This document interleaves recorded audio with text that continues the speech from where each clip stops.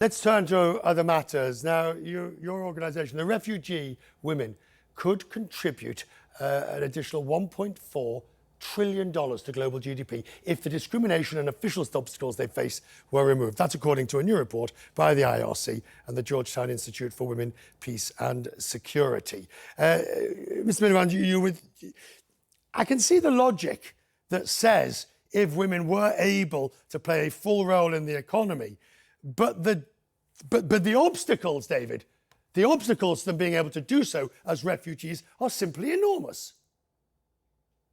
Well, you're right that in countries as diverse as Lebanon and Germany, one a developing country that has taken on about 1.5 million refugees in the case of Lebanon, the other a highly advanced economy, Germany, also with 1.5 million asylum seekers. In both those countries, the female employment rate is only 6%, and there is a large level of gender pay inequality.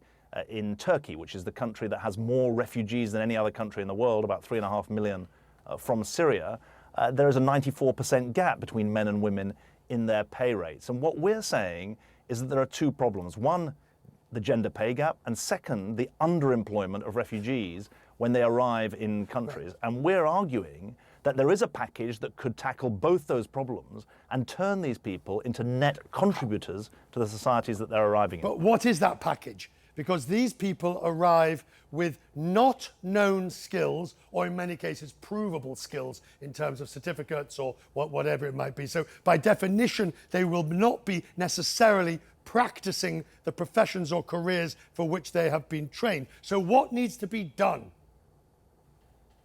I think there are 3 or 4 key elements. First, in some countries, refugees are simply not allowed to work. So you have to lift the ban on them working. Secondly, you have to recognize the qualifications of those who have got them. I mean, there are people coming out of Syria, which after all was a middle-income country, who do have qualifications, and you have to recognize them. Third, the refugees have to be able to integrate into the societies that they live in. I think I'm right in saying that about 2/3 of the Syrian refugees in Germany have now learned German. That's important. They have to be part of the training system. There's one other point that is absolutely critical. The countries like Lebanon or Jordan, Uganda or Ethiopia that are hosting large numbers of refugees, they need to be given international macroeconomic support to ensure that they're able to support their own populations as well as the refugees who are arriving. This has to be a win-win, because if it's only for the refugees and not for the host populations, you're storing up huge trouble for the future. And that you see most clearly in Jordan, which has a disproportionately large number of refugees, has an economy that is seriously struggling. We've had the finance ministers from Jordan on over many years, all saying the same thing. How are we expected to create an economy for our own people and feed these million people that are over the border? That's a really good point. Jordan's debt to GDP ratio has gone up from about 55% in 2010, just before the Syrian civil war, to about 95% today.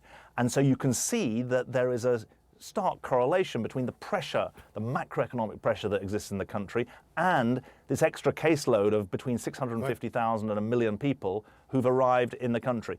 Our argument is that if you give the right macroeconomic support, and at a microeconomic level, if you work to ensure that employees can find the jobs, if refugees can get to jobs, we work in Jordan extensively as an international aid agency. And so we've shown how at local level you can make the links that get the refugees into work. You can get a win-win, but it requires the international community to step up as well as the local government.